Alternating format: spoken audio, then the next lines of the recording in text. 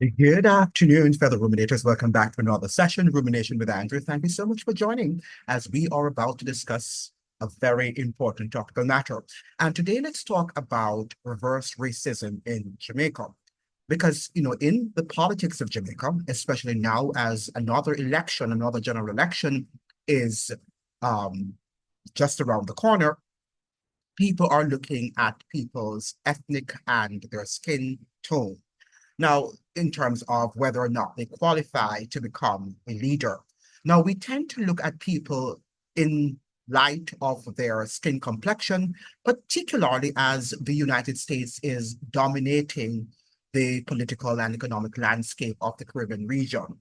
And in the United States, people tend to look at people in light of their skin complexion and in light of what you call their race. Now, let me here say that there is nothing called race. Race is a social and political construct. It's what men have designed to sort of keep another ethnic group, um, you know, behind and to suppress them and to repress their rights and privileges. Now, in Jamaica, we boast that we are out of many one people. But is that true? Are we a racially harmonious society, as many of us would like to think? We tend to believe that, but it is to the contrary. When you go to Jamaica and you travel around the length and breadth of that society, you realize that there are class and racial tensions. You realize that people are not necessarily living harmoniously. And for that reason, that is why you see the palpable anger that is ubiquitous in that country. Now, let's look at what is racism? What is reverse racism? Now, the Oxford Dictionary defines reverse racism as prejudice, discrimination, or antagonism directed against a person or people on the basis of their membership of a dominant or privileged racial or ethnic group.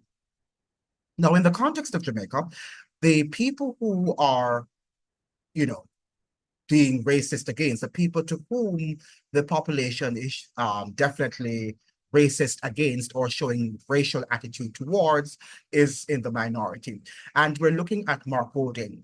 Now, today, I must say that this guy here, Michael Abrahams in the Gleaner, wrote a very interesting piece called JLP's Normalization of Racial Prejudice and Bigotry.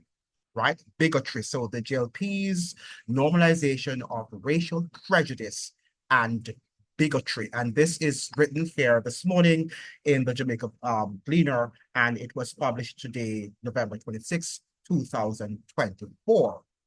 Now, the Abrahams opened up his commentary by saying it is unfortunate that the governing party of this country, the Jamaica Labour Party, has chosen to normalize racial prejudice and bigotry. Now, what is the meaning of bigotry? Some people might not know that meaning. It means to be obstinate or unreasonable attachment to a belief, opinion, or faction, in particular prejudice against the person or people on the basis of their membership of a particular group. So the fact is that some Jamaicans are, expressing racial bigotry toward a person like Mark Golding, who they think is white, right, or is of British stock, of British heritage. Its primary purveyor of prejudicial political pronouncements, Member of Parliament, MP Everard Warmington, as well as fellow MP Juleit Cuthbert-Flynn, have been repeatedly given a pass to utter racial divisive remarks aimed at the leader of the People's National Party, PNP, Mark Golding. While speaking at a political conference in November 2022, Warmington delivered an incendiary, racially charged tirade against the opposition leader solely based on his skin color and ethnicity, even dragging his parents into the fray, asking where Mark Golding's mother and father come from, right? So he's actually questioning the heritage and from whence Mark Golding's parents emerged, a white man. This is what Everard Warmington is saying, from England, adding, where for them leader come from? Bakra Master, all right? So Everard Warmington is asserting that Mark Golding's father, coming from England and his mother, who is of Jamaican stock but was born in England, also is not fit or is not qualified to lead a predominantly Black nation, as we often say it is. Now, remember now that Jamaica is a country of different ethnic groups, and that even though people might, come out to be dark-skinned, but they also have, people who, the ancestors who might have been Europeans, Indians, might have been Chinese, right? Lebanese, Syrians, among other groups, even Cubans. So we must understand that it is a multi-ethnic country. So we have to be careful when we begin to hurl or attacks or racial bigotry and racial prejudices against people whom we do not know. One of the things I must say here, let me pause here to say, a lot of times when we speak about our politicians, we do not know them. We do not know them personally. We only respond to them based on what the media diffuse. And oftentimes what the media diffuse is just a matter of games, and it is acting. So when you think people just robotically say, I'm not voting for Trump because he is racist, how do you know that the man is racist? Have you spoken to him, or are you just judging him based on what you see on the political reality TV show, on the MSNBCs and the CNNs? And in our context in Jamaica, based on what you see on CVM and also on television Jamaica, we've got to be careful. We've got to read more. We've got to interact with people before we can understand who they are. What we need to do, most importantly, particularly with regard to our politicians, is to read their policies. Their personality traits have nothing to do with what the governance or what good government they will be a part of or will be heading. We've got to understand that. And so often we look at their personality traits. And many people told me, I'm not voting for Trump. I could never vote for Trump. But you're not voting for Trump. You're voting for the policies. You're not voting for Mark Golding. You're voting for the policies that Mark Golding or Andrew Holness is implementing or is supporting, is advocating. So we need to grow up and stop becoming children. And that was what was robotically told to me by many persons in the States. And I'm sure many persons in Jamaica, that they're not voting for Mark Golding because he's a white man, right? Or he's part of the Backer Massa group. Now, how can you say that about the man if you do not study his policies and if you don't know him personally? We have to look at the man's policies, his trajectory, and then you can talk. Then you can tell me what the mettle of this man is. And I'm not just saying for Mark Golding, but for everybody, including Everard Warmington. So Everard Warmington can be black as, as midnight. However, if his policies are not in sync with my values and attitudes, and if Mark Golding's policies are in sync, rather, why am I saying sync? In sync with my values, then I'm going to vote for Mark Golding, even though Mark Golding is a so-called white man, right? Nobody's white or nobody's black, but I'm just speaking in the context of how we have been indoctrinated as a people. Now, even this year, Golding's ethnicity was again brought to the fore when his British-Jamaican dual citizenship, which is allowed by our constitution, and I did speak about that Mark Golding's dual citizenship, status does not disqualify him from becoming a future prime minister of Jamaica, right? It does not disqualify him based on the constitution. It's not based on emotions. It's based on what the Constitution declares. And you are not above the law. The Constitution is the supreme law of the land. And that is what we have to understand. But sometimes we tend to use our emotions or prejudices for speaking against or for people. We're either for them or we're against them based on our emotions and based on what the group says. So in America, for example, in the context of the United States presidential election, most black people didn't vote for Trump because they say he's racist or we don't like his mean comments. But what does that have to do with anything? Because our politicians are mean anyway, in any sense of the word. They're generally, mean people. because that's the whole nature of politics. Politics is really a very nasty game. Now, and if you're not nasty, it's very difficult for you to survive in that sort of, you know, environment. Let's put it like that, in the political environment. So even though he's qualified based on the constitution to be a politician, Jamaicans were saying that he's not because he's a dual citizenship, mainly looking at the color of his skin. Was publicly scrutinized and racial prejudice raised its ugly head again. While referring to Golding in a tweet, Cuthbert-Flynn said he can never be more Jamaican than any black Jamaican. I have more rights to this land where my great-great-grand chopped sugarcane in St. Thomas. This is what Juleit Cuthbert-Flynn is suggesting, is asserting here in her comments. Right? Now, this is what Abrahams is saying in his commentary. The accusations and reasons given to disqualify Golding have no rational basis and smack of hatred, dishonesty, and stupidity. I repeat that. The accusations and reasons given to disqualify Golding have no rational basis and smack of hatred, dishonesty, and stupidity. Warmington's campaign to label Golding as a son of backward masters, slave masters, and a descendant of slave owners has no basis. Not all white people of British descent are descendants of enslavers, and there is no evidence that Golding is descended from any. Looking at his life, no evidence has come to light of him displaying a racist mentality either. In fact, he is married to a black Jamaican woman. So why are we playing these games? Are we playing these games because our political leaders would like to play with our minds? This is a part of the mind control game in which neither political parties have any substantive policies, so they have to revert to racial prejudices, and because of that, our people are distracted, not looking carefully at what the politicians on both sides of the political aisle are proposing.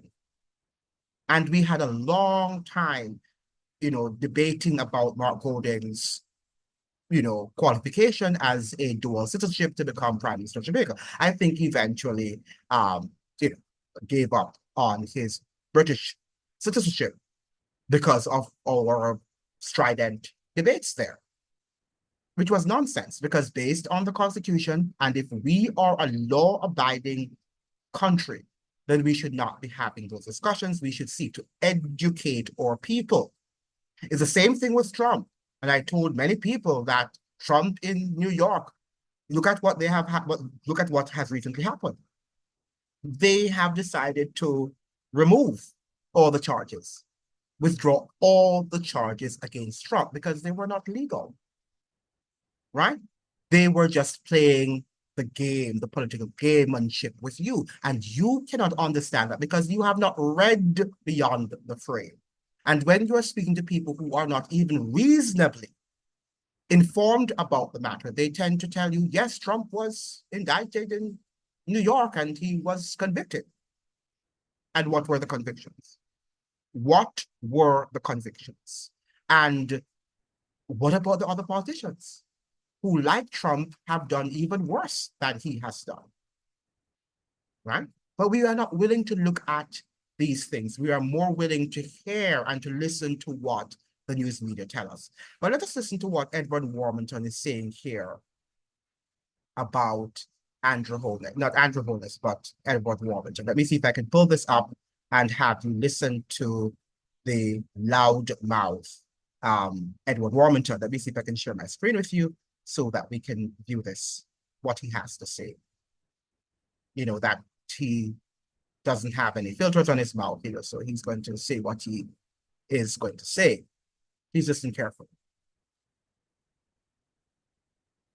Let's only party will do the church. We are unwise. We are descendants of the slaves. We don't want to descend the slave masters to rule us again. We don't want it. So we are the descendants of slaves, right? We do not want anybody who are descendants of slaves to rule us. We are the descendants of slaves. But he's differentiating that the difference with Mark Golding and a person like Andrew Holness is that Andrew Holness is a descendant of slaves, while Mark Golding is a descendant of Backramassa, right? He's a descendant of the slave masters, and therefore he does not qualify to become Prime Minister of Jamaica. But if you look at Andrew Holness, you can see that there is some mixing in his racial genome, right? If you will, right? I think so. He might have some European ancestors in the past. So he cannot begin to say that because we know that Andrew Holness has some racial mixing in his genes. So what is the point of Everard Warmington? Don't know. But let's listen to what he has to say.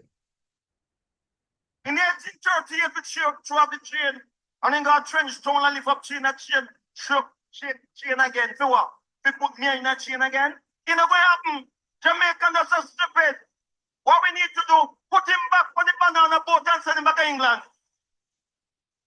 Shout, shout, shout, shout, shout. Yes, sir. Prosperity. I said repeatedly, they claim I was a white man and shouldn't lead us. And don't see me all over the south. I talk about this now, then want this a white man. So why you can talk about all this year became white? And because a white man come, you say can't lead Jamaica over my dead body. Now, he has a point. He has a point here. Not that I am agreeing with him, right? But he has a point there when he says that, under the Jamaica, whilst Edward Siaga, who was a Lebanese of Lebanese and Scottish, I think, descent, who was deemed to be a white man in Jamaica, he was also criticized heavily. He was heavily criticized by the then PNP government, particularly under the stewardship of the leadership of Patterson.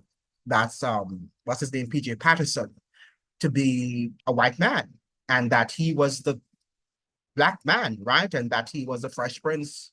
And, that was what Mr. Patterson was saying at the time. And that Mr. Siaga, who was a Backramassa. I don't think he used the term Backramassa at the time, but, of course, it's the evidence of the fact that he was a white person in Jamaican context. And we made a big deal of that. So he was saying what Everard Warmington is saying, and I think that is some political points that he's accruing, and we can't blame him for that because politics is politics and they do play those games. He's saying that now that Mark Golding, who is deemed to also to be a white man in the Jamaican context, then why should he be leading? If they, the then PNP, were suggesting that Mr. Siaga should not be qualified to have been prime minister because of his racial heritage, right, his racial connection, then why should Mark Golding, who is now a PNP, so it has flipped, right? The coin has flipped, and now we're seeing the same political tactics that the PNP were using against the JLP in the 1990s and prior to then. The same political tactics have been resurrected, and the JLP is now using against the PNP. So it might not be that Everard Warmington is genuinely saying that. I don't think he means that genuinely. I think he's just playing the political game. The problem is that in Jamaica, where our people are not necessarily the most educated and the most sophisticated, in the context also of a violent society, we've got to be careful. The same politicians, including the Everard Warmingtons and all these people, have created this sort of climate where our people are not the most educated and the most refined and sophisticated and cultured. So people can misinterpret what he's saying. Now, Jamaica is at a crossroads. I'm not sure we are at a crossroads. I think we've long passed the crossroads, but we are at a critical point of our lives. That is either we are going to be drowning or we'll still be on land, right? We'll still be above waters because we're about to drown. What do? We have to come together now as a nation and stop spreading these sort of, superficial political points, against the opposition. What we should be looking at are really policies And we need to look closely. What Edward Warmington should be doing is to comparing and contrasting. He should be comparing and contrasting the political policies of the PNP and against the political policies of the JLP. And then he could make his remarks, and he could launch and hurl his sarcasm at the PNP. But talking about racial dynamics is insulting, is stupidity, and is irrational at this point of the nation's history. It's the same thing that was happening, and I must say, in the United States. People were only looking at the fact that Donald Trump is racist. And many people who voted against him were not looking at what he was standing for. Maybe some of the policies, of course, are toxic. But you have to look at the pros and the cons of both political parties and weigh the options. What we know we cannot continue to do is to continue in the same, much of the same, as because when people think that you're rewarding them for doing the same thing, expecting different results, then that's a sign of insanity. It's better for us to try something, perhaps not very new, but something that is about to start anew, to give somebody a new start, rather than to empower somebody, to strengthen someone, to fortify them fortify the old guards in doing the same thing and expecting different results. Many people, for example, were against the war. They are against the war in the Gaza area. They are against 70% of women and children being slaughtered and murdered daily. Well, not daily, but it's daily, because 70% of them, yes, have been murdered. So it's 70% of them, and that's a daily occurrence. Yet they were willing to vote for the Democratic Party, even though the Democratic Party is involved in this sort of massacre, this large-scale massacre. They're willing, and they voted for the Democratic Party, right? Because they're not concerned about what is happening in the Gaza area, and they don't understand that these policies will eventually affect citizens in the United States, and they likewise will be slaughtered. The state will slaughter your children. Yeah, your women and children will be slaughtered in the same way that the women and children are slaughtered there in the Gaza area. Just read history and you'll see. When you have an empire that is on the verge of collapsing, it will kill its very own citizens, right? History is awash with information and with evidence as far as that is concerned, right? But when we look at what Edward Warmington and the situation in Jamaica, we must say that it's now time for us to move beyond the fray of racial discrimination and begin to speak about the intractable problems that bedevil our society. We have some very horrific problems there that we have not solved and we have not sought to solve. We prefer to sweep over them, to ride over them, and to speak about matters which are unimportant. And certainly, Mr. Bart Golden's ethnic background is irrelevant. What is relevant is the policies that perhaps he is advocating. We of which many of us perhaps are in the dark. We don't know what they're about. Now, we know that Mr. Holness has declared his policies. I'm not sure if those policies are going to help us, but we need to also look at the policies and we need to ask Mr. Holness. Well, he's now Dr. Holness. We need to ask him, how is he going to accomplish those policies? Where is he getting the money from? And who will benefit in the final analysis?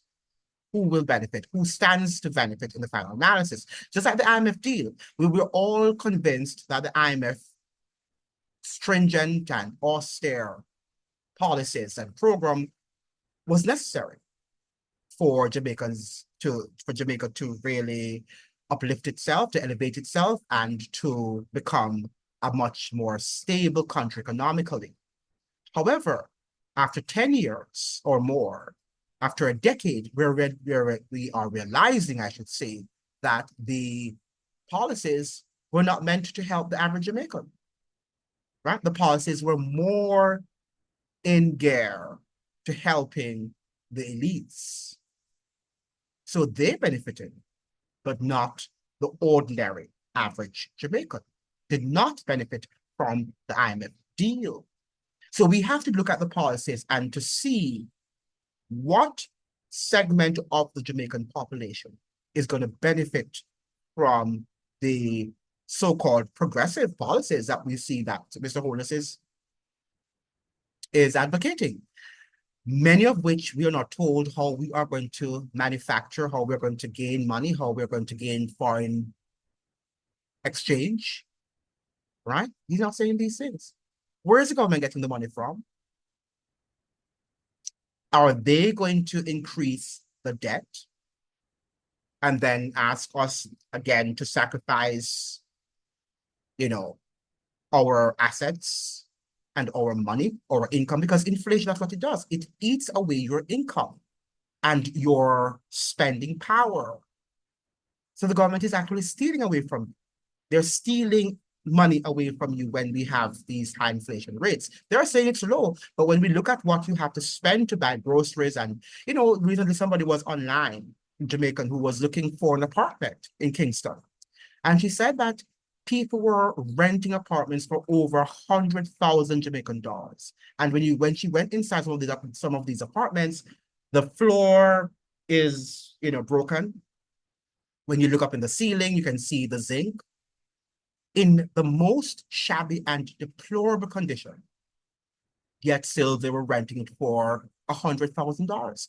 No, who can pay $1,000 Jamaican dollars for rent monthly? Very few people. Yet still, even though you might have that money to pay, you're not going to be living in a decent apartment. I'm seeing houses there that they are, advertising.